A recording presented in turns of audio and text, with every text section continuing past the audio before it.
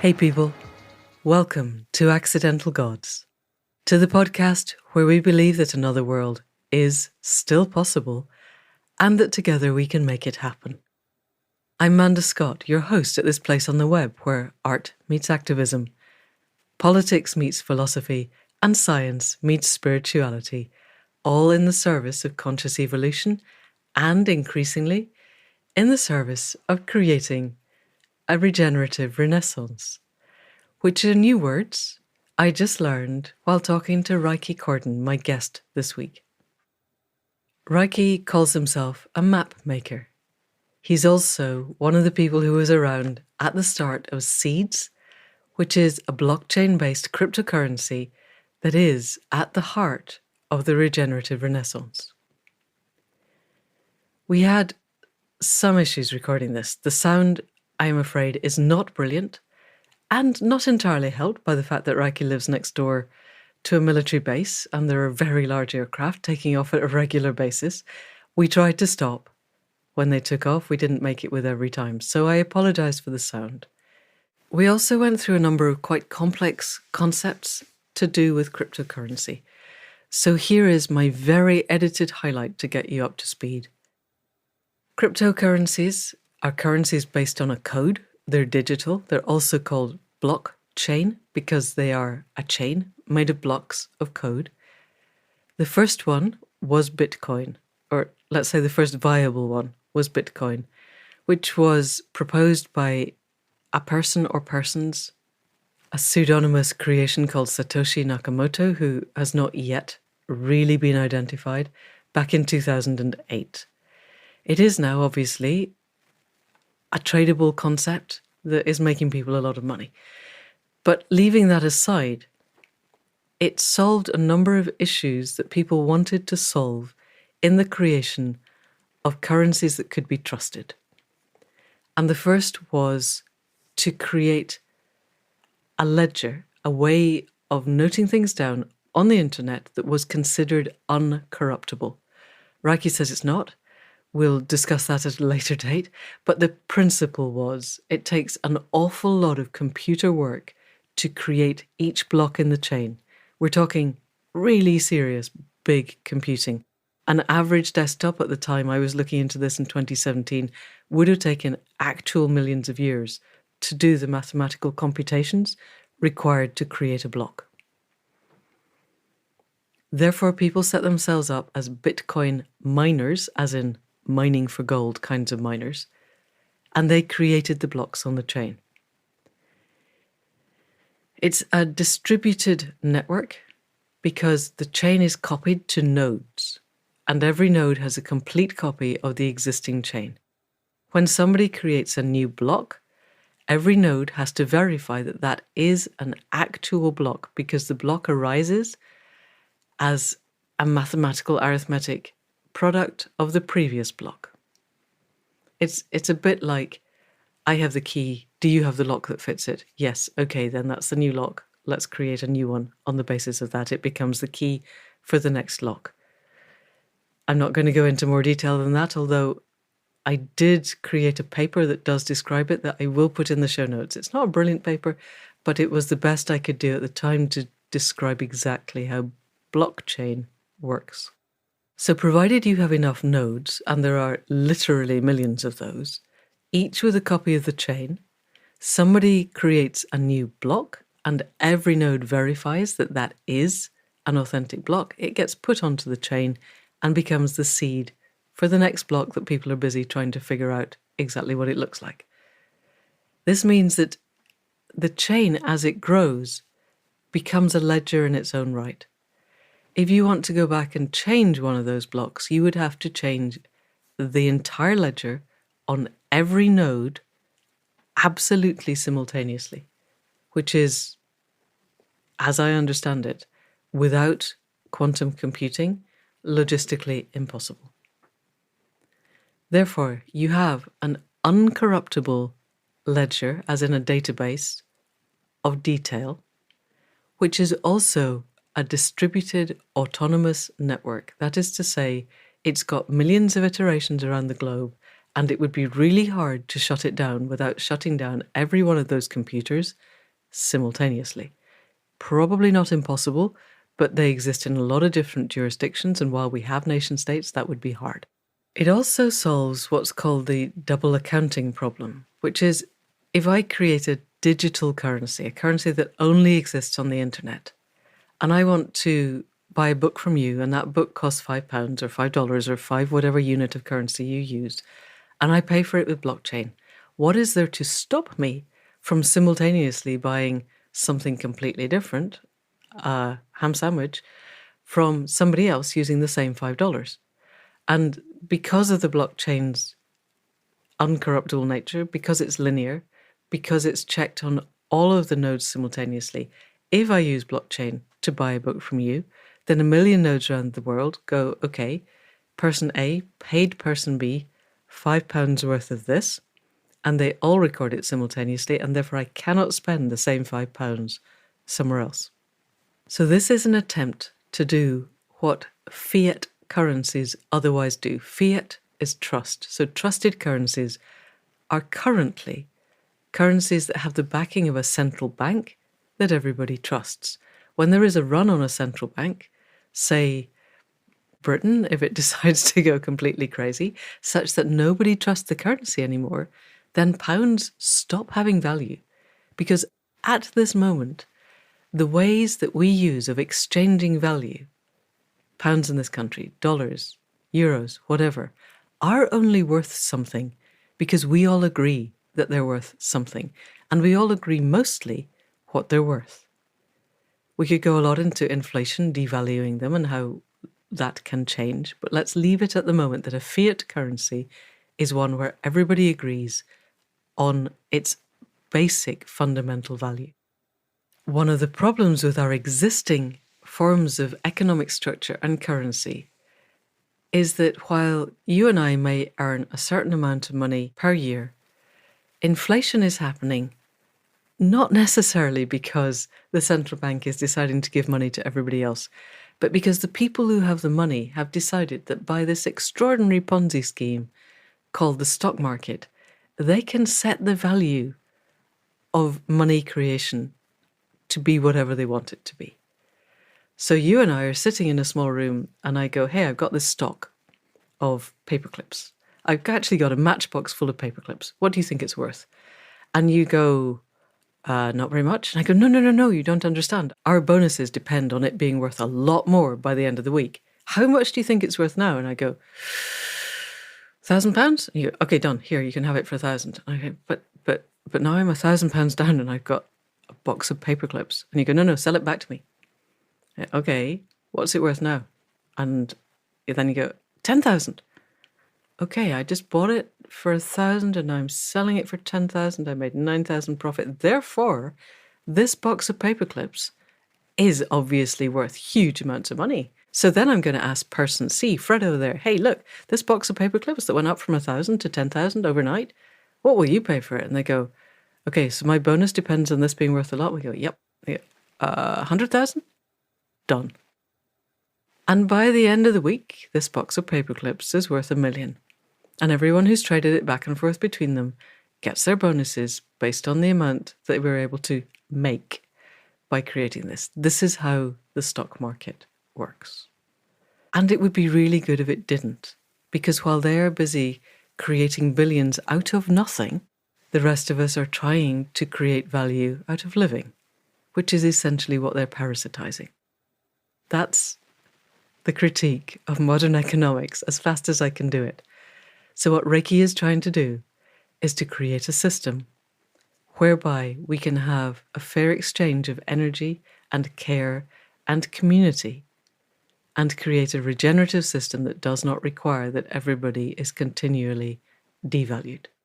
Sorry that took a while, but I think it'll make more sense of what comes after, where we look at blockchain technologies that are not Bitcoin, but which have a similar construction of linear blocks, so they are similarly creditable and we can trust them without needing to trust central banks. As is possibly obvious by now, with a topic of this magnitude, Rieki and I spoke for quite a while. So we have decided to split this into two so that you aren't glued to your seats for too long. We'll put them out in the same week, so you should be able to get episode 2 straight after episode 1. But here we are for the first part. People of the podcast, please welcome Rieki Cordon.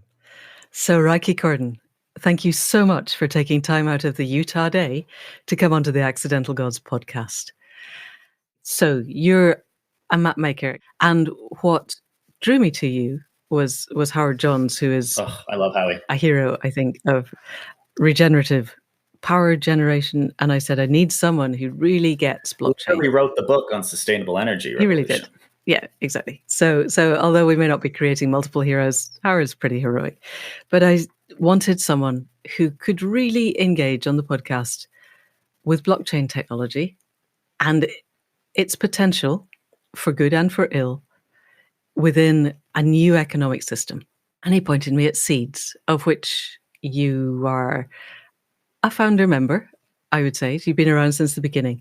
And so I really want, as we start off, to drill down into how SEEDS arose and why. But before we do that, for people who are completely unfamiliar with what blockchain is, what the technology can do, and how some of its iterations in the outer world are the ones that we hear about, whereas SEEDS so far we're going to start hearing about.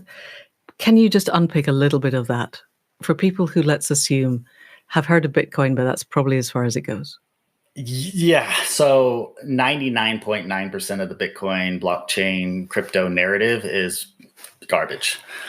And if you're I just despise it. And a lot of that's the movement too. It's full of scams and nonsense. And, I think even some of that's intentional to, kind of discredit the movement. That's a very common tactic.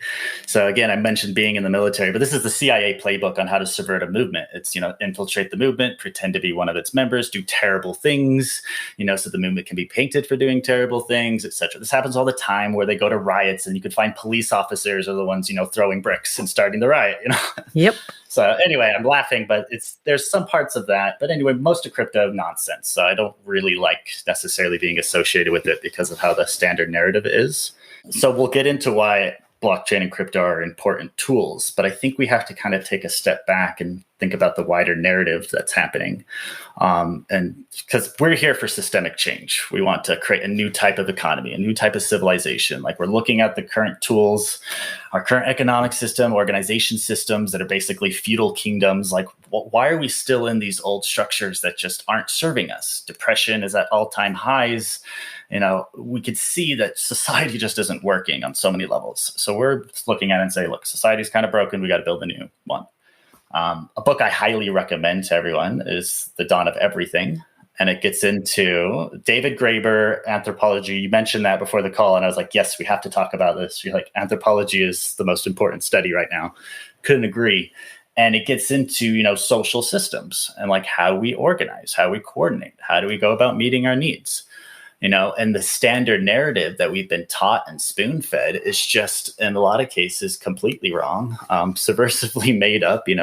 We make up a lot of our history to fit our current narrative and justify why the current narrative is the way it is. And then we paint history as this progress of, constantly getting better. So we make it look like it was evil before, and we hide any evidence of something that could have been better, So that's really what, crypto is affording us. So I'm going to try to connect it. It's providing us new tools to build new types of economic systems.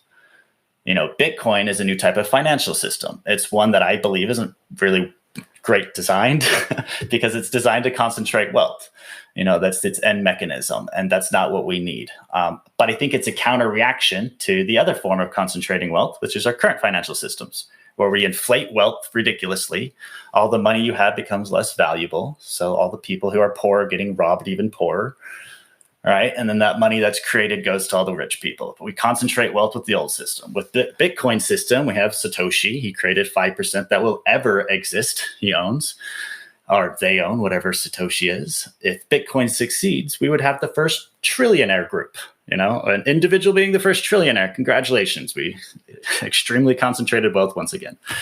So I think those are both on the extreme ends. What we need is something in the middle. And that's what the technology affords us, is for us to build anything in between that spectrum, entirely new spectrums, entirely new economic systems, where the people get to come together and say, hey, this is what we want to agree to, and we could build systems and agree to that. So that's why it's completely Renaissance-worthy technology, is it provides us foundations to build new systems. A lot of the systems being built today are nonsense and, Ponzi schemes and ridiculous stuff. So that's unfortunately how crypto is being painted. It's just this casino crypto lottery, and a lot of it is.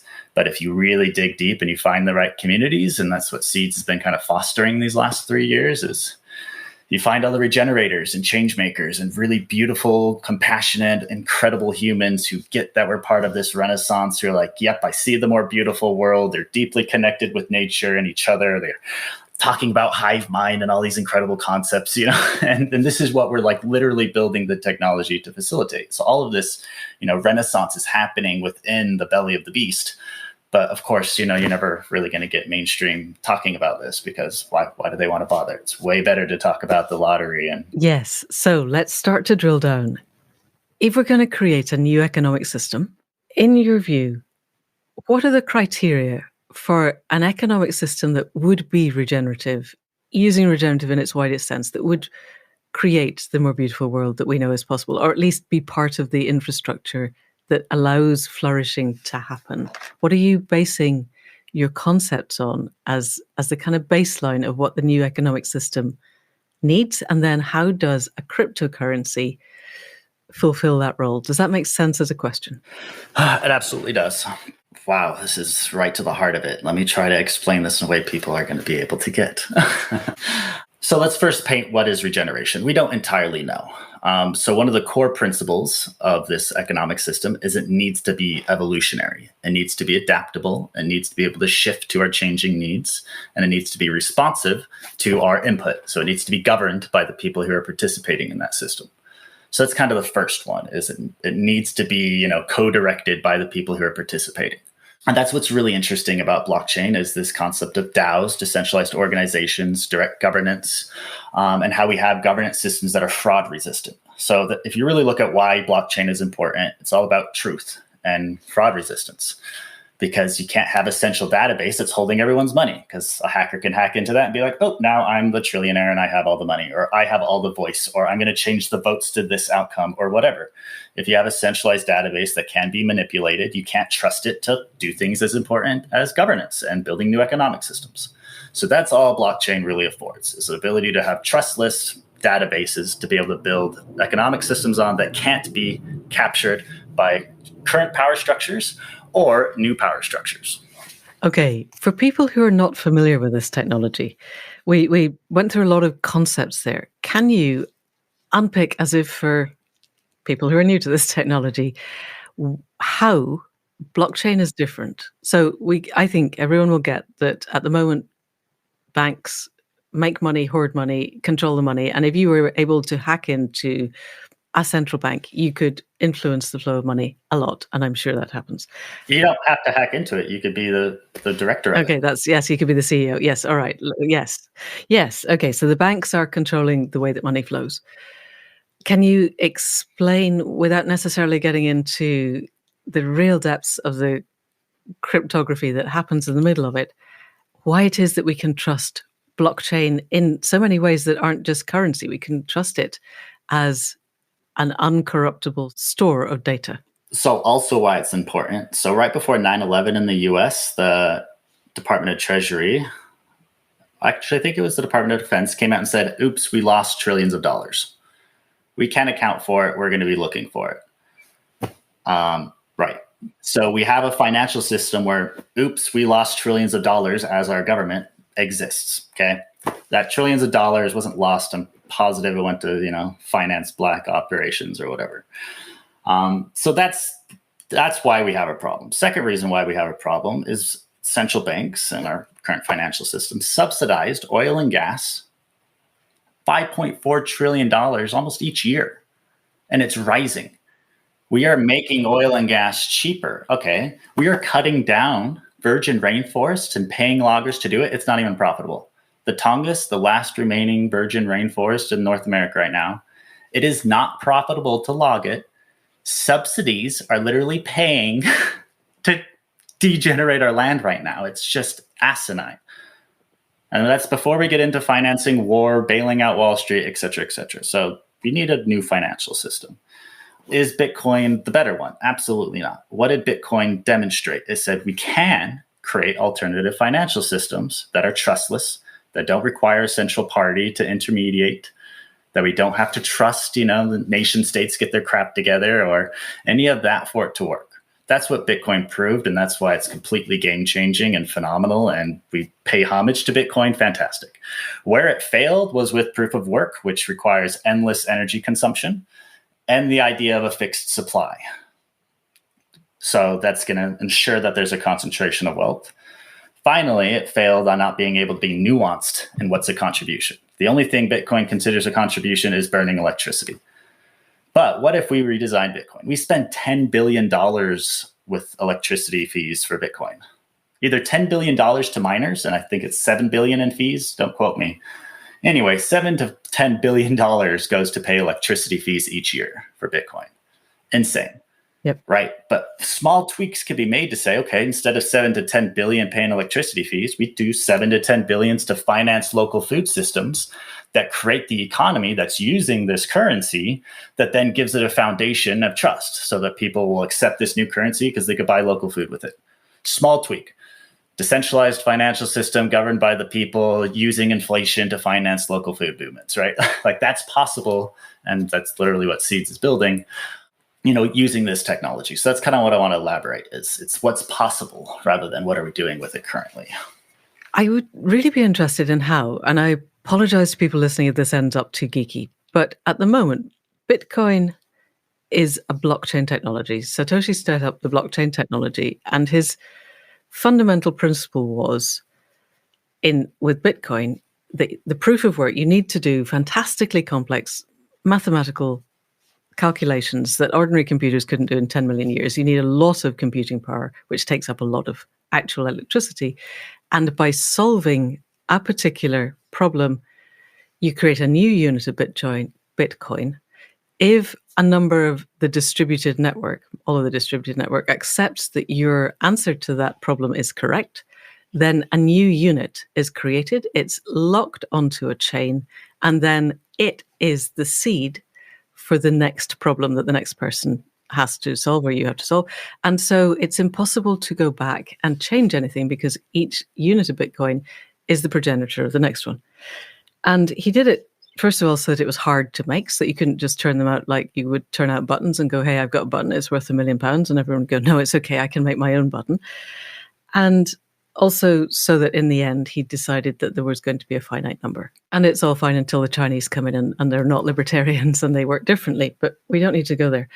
What I'm interested in is if you don't have phenomenal amounts of computing power and quite complex stuff that's quite hard to do as your creation of this currency. Gold is worth stuff because it's quite hard to get out of the ground.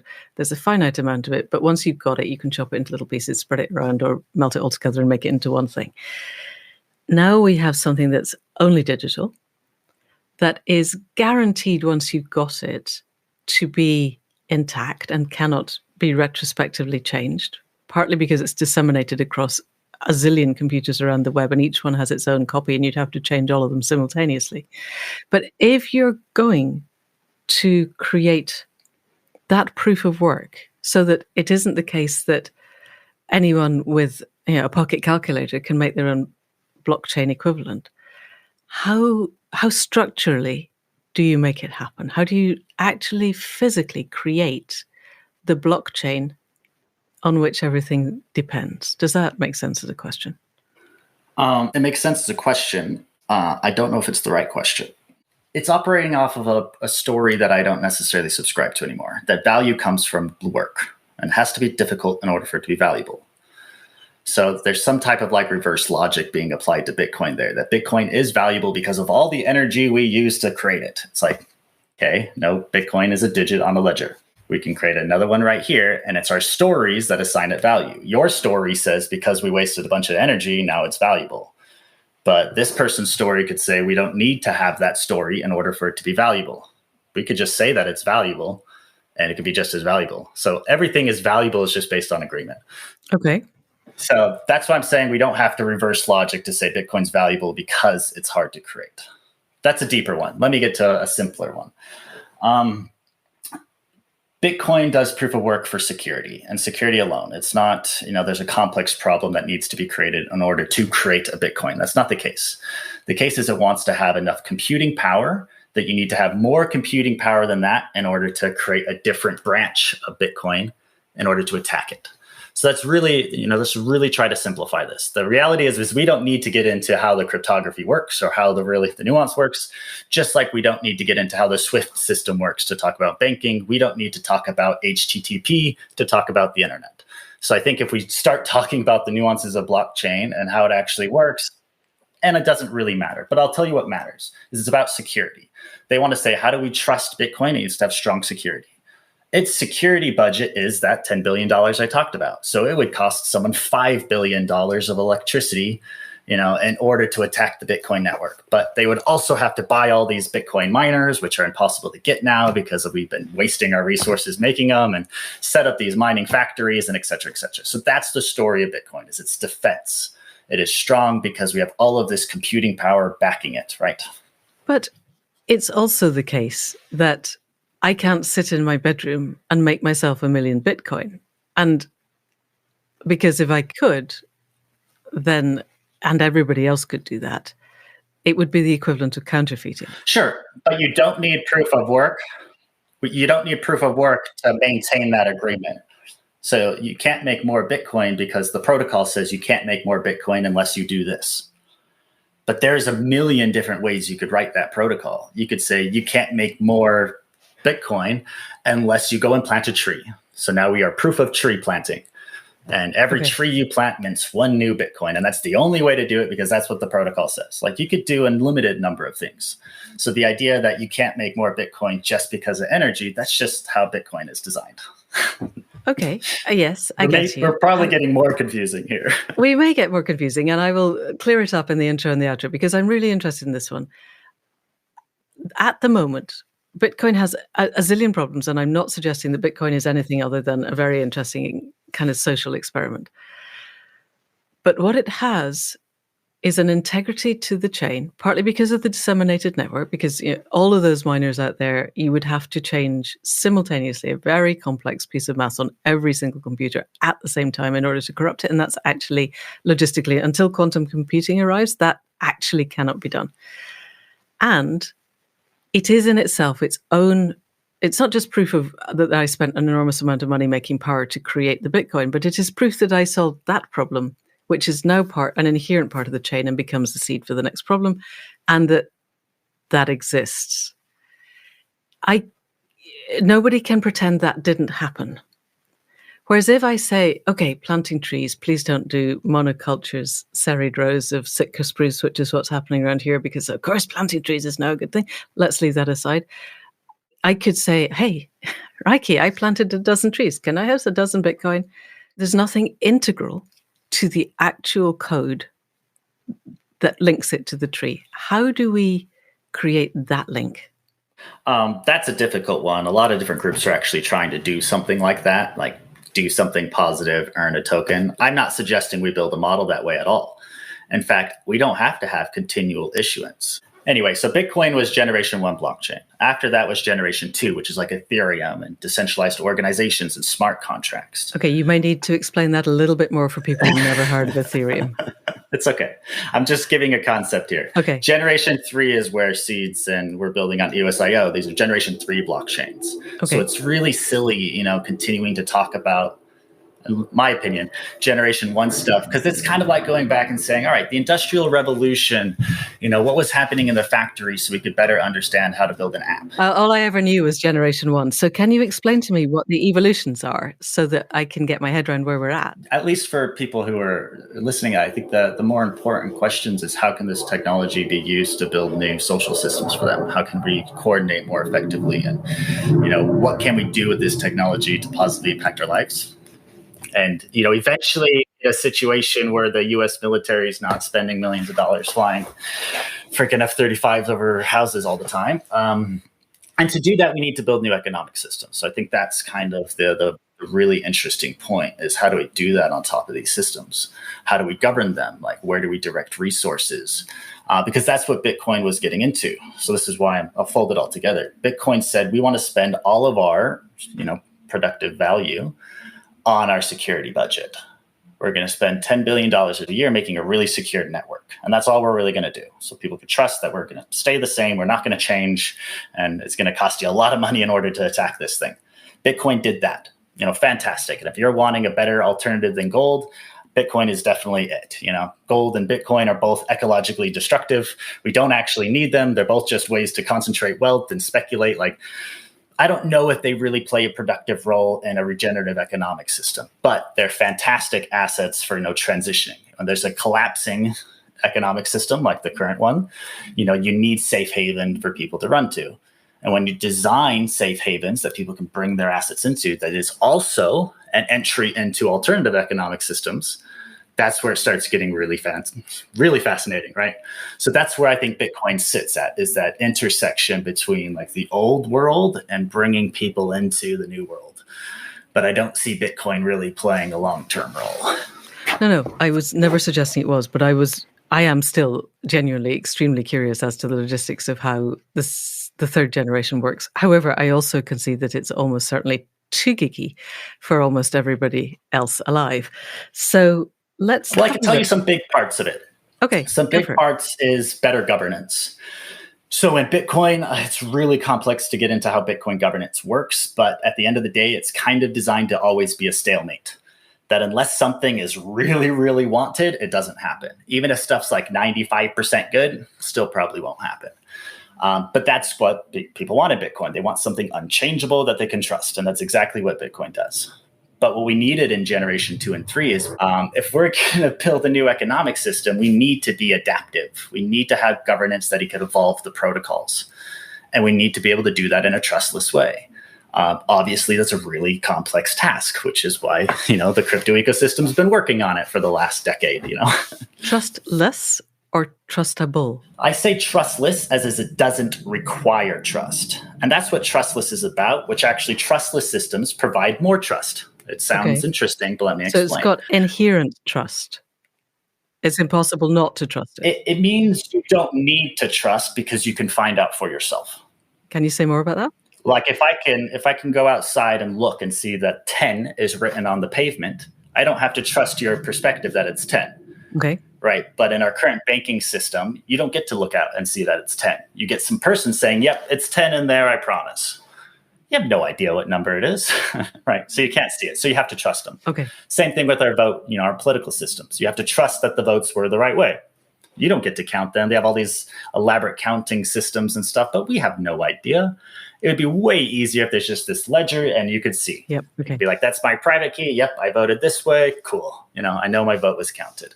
I don't have to trust this elaborate counting system anymore. So that's why there's trustless, is you do not need to trust someone else in order to coordinate. Right. You don't need to trust a bank. You don't need to trust et cetera. Okay. So trust is implicit in the system in that it's, because this is one of the things about any blockchain, as I understand it, is it's an uncorruptible ledger. It's actually logistically impossible to corrupt the ledger, provided the ledger that you're seeing is the actual ledger. That's not true. Every ecosystem is going to have different guarantees to that. Okay. They're all trying to achieve that, and they all attempt different ways of achieving it. And each one's going to offer a certain level of guarantee that that's true. Some of these guarantees are like putting a bulletproof vest on a tank. Like, yeah, you're adding more security to that, but that actually didn't really do anything. Okay. And so there's some things that are like they just overprotect it. And then in my case, I think that's Bitcoin. Okay. It's $10 billion a year to secure the network. They could be way more intelligent around that. And that's where Generation 3 also kind of comes in, is new intelligent ways to secure the network. The most efficient way to secure a network is that you're only using electricity to process transactions. When you're doing stuff on the chain, you're just using electricity to do that. Okay. And that's what Generation 3 has been doing, and which is why they get more throughput. Bitcoin can only do 7 transactions a second, 7 to 14 or something like that. But the new chains, like the one we're on, can do 10,000 a second, Wow. And transactions happen in 1 second rather than 15 minutes, like with Bitcoin, because now you're not using all your computational power for security. Security comes from something else. And in Generation 3, some of them are doing delegated security, meaning you vote for different block producers. So this is how it works: is someone sets up the equipment to be able to produce blocks, help make the blockchain. And then they go and say, hey, we've got the equipment running. We would like to be a block producer. Would you vote for us? And then all the people of the network decide, yeah, we want these 21 people to produce blocks because we really trust them and they're good. And then there's all this game theory around how you keep these 21, honest. So in order to make updates to the network, 15 out of 21 of those block producers that have been voted in by the citizens to uphold their will, right? 15 out of 21 of them have to sign a change to the blockchain. And that's how updates happen. Okay, thank you. All right, so that's the technical underpinnings of how it all works. Is you've got these people who are delegated by the community. So you have an element of direct democracy there. And they're meant to be, knowledgeable of how the network runs, really understand the inner workings of it, be running the technology itself. But these are just those who can produce blocks. Anyone in the world can create a node. And a node is the copy of all the transactions. And that's what the real security is. So you can have 10 trillion nodes. And the node is what says you have all of these tokens. This is the state of our economy, right? And that's what makes it incorruptible, because in order to change the state of the economy, you would have to, one, take over the block producers and create a new block, which is incredibly difficult to do, or change all 10 million nodes at the same time, or however many there is. Like, both are very difficult tasks. So that's a different way of approaching security, is we'll do security through game theory and governance rather than brute force, which is how Bitcoin did it. I think it was necessary for Bitcoin to do it brute force because it was simple, it was elegant, and got the story across. If we started off with this really elaborate, elegant, direct governance way to do it, it probably wouldn't have gained traction. So I think it was a necessary evolution to go through these generations. So Bitcoin is our proof of concept, but now we've moved beyond that. So what I'm hearing is that what Generation 3, SEEDS, and those like it are doing are helping to create communities of trust amongst people so that the whole system becomes another fiat currency, where a fiat currency is a currency that we trust. Because at the moment, I have a pound coin and I give it to you, and we both trust that it's got a value, only because that's an agreement that we all make. So if I'm hearing right, then what we're creating is a new kind of currency that has equal trust, but it has trust not because the Bank of England or the Fed or whatever basically is imposing that trust with the guarantee that we will lock up anybody who makes fake £1 coins. You're instead creating trust because we have a community of people that we actually trust. Well, and that we could start directing our collective resources towards things we choose. Yeah, right. I don't think if the citizens had a direct vote in a nation's budget, we'd be spending as the trillions we are on warfare each year. We'd probably spend a whole lot more on social services. So this is saying, no, the citizens get a direct voice in how our financial systems are actually run. We don't need to do representative democracy anymore. Representative democracy, where we let this person represent us and we don't get a voice, and we have to wait 4 years to potentially get a chance to change them, or the nonsense that we have. I think that was only necessary, and it probably still was never necessary, back before the internet and back before trustless voting systems. Now we can we could do direct democracy and liquid democracy, where at any moment you can have anyone else represent you. So you could be like, what, I'm not going to spend the time to look into these bills, but I really trust this person to tackle bills on housing. And I could have a different vote for every section of the economy that I'm a part of. So if I want to participate in finance decisions, I can. If I want to delegate all of my, food decisions on how we grow local food systems and set those up, and I want to delegate that to Bob, the permaculturist, because I trust his decision, I can. But then Bob does something I don't like. I'm like, ooh, I don't trust him anymore. I'm going to give my vote to Susan, or I'm going to take it back and give it myself. These are the systems, is that where we have the freedom to actually have our views represented. And it's not these, two-party fake systems where you pretend to have a choice, but we really don't. Like, everyone knows it's a scam. So this is just building those alternative systems where we don't need their permission. Because if we say, no, this is our economy, this is the token for exchange, I'm going to start putting my goods and services and my energy into this new economy. I'm going to start talking about creating this new economy and stop talking about the old economies and how destructive they are, and we put all of our energy in towards building a new economy, then we're just going to be in that new economy.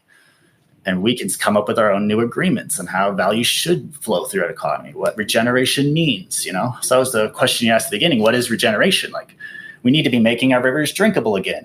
Our soils need to be more fertile. We need more diversity every year instead of less. Like, our current economic systems are literally destroying the life-giving properties of our planet. Like, what the hell? Any alien species would come here and be like, you guys are broken. Like, you fell off track. Like, you guys need to fix this. Like, so we talked about liquid democracy. Tangentially, we talked about participatory budgeting. I think that for a lot of people listening, those are probably quite new concepts.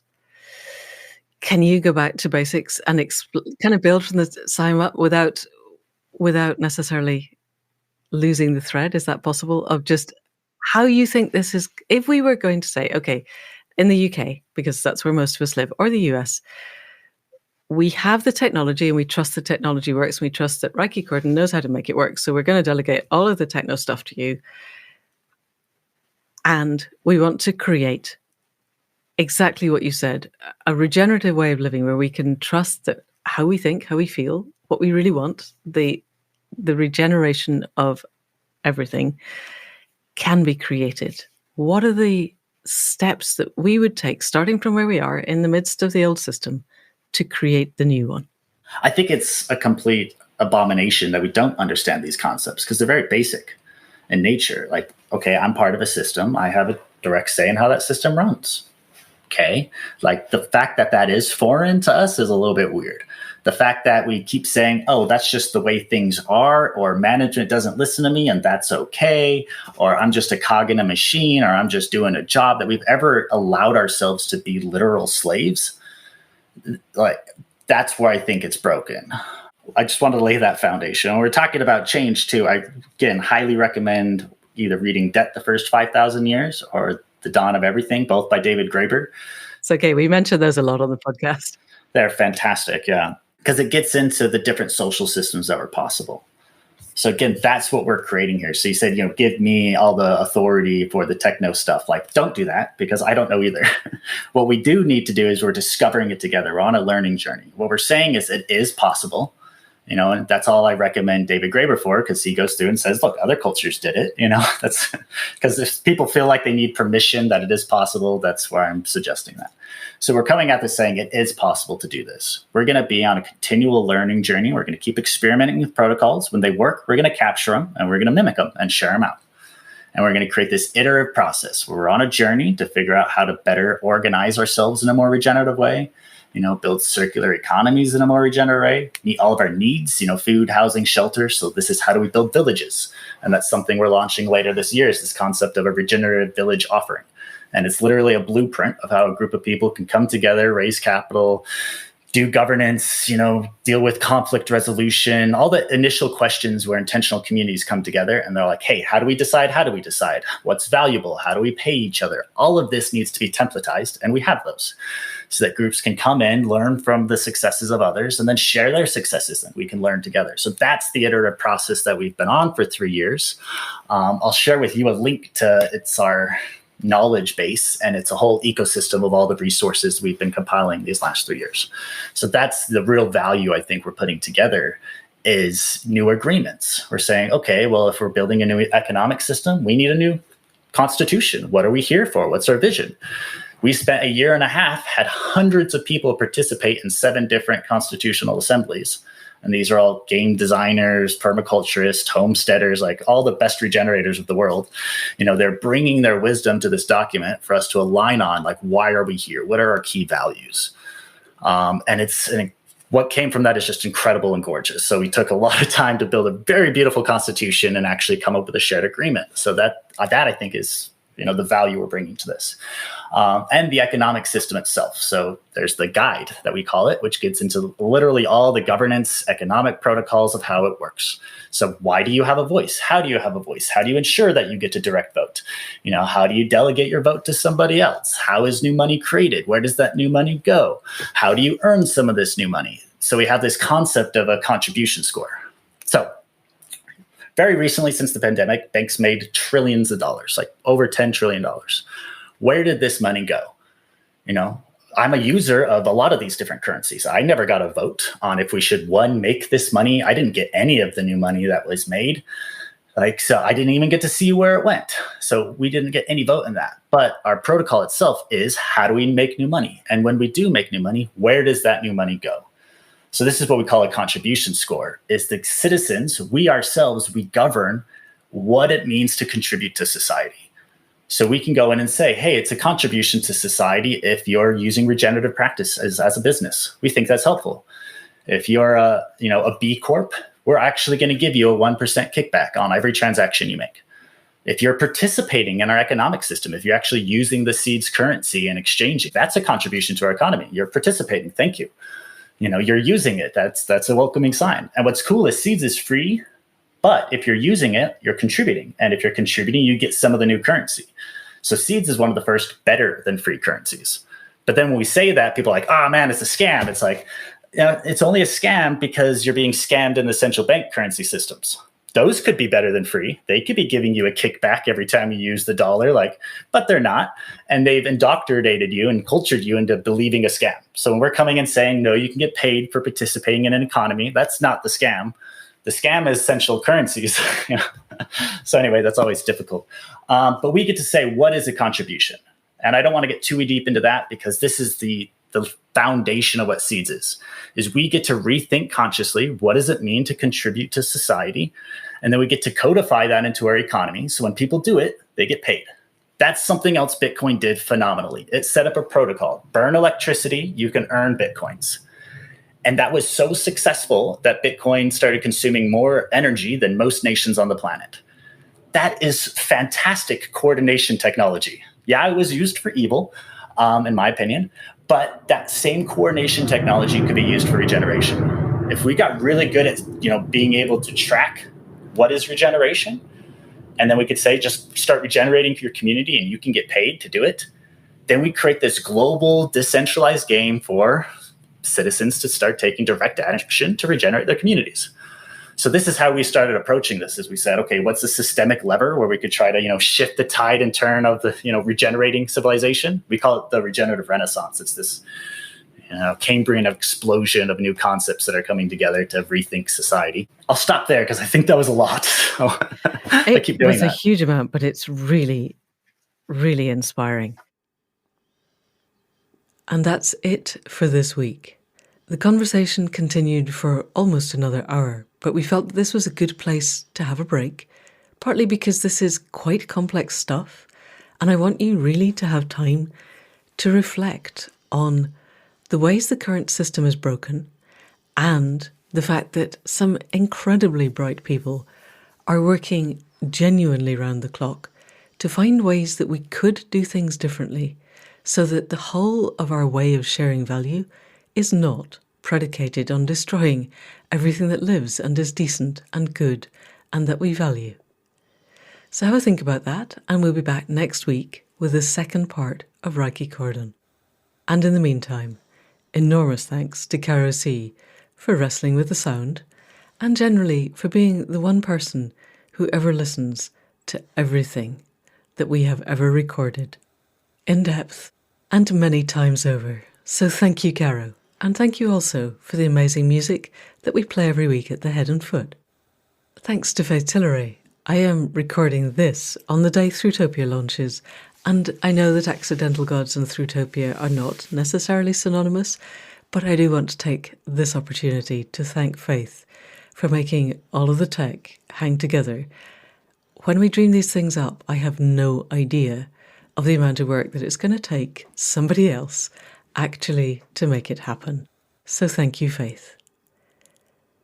Thank you also to Anne Thomas and Jill Coombs for doing the transcripts, and, as ever, an enormous thanks to you for listening. We wouldn't be here without you, and it is a joy and a pleasure every single week. So we will be back next week with the second part of Reiki. That's it for now. Thank you, and goodbye.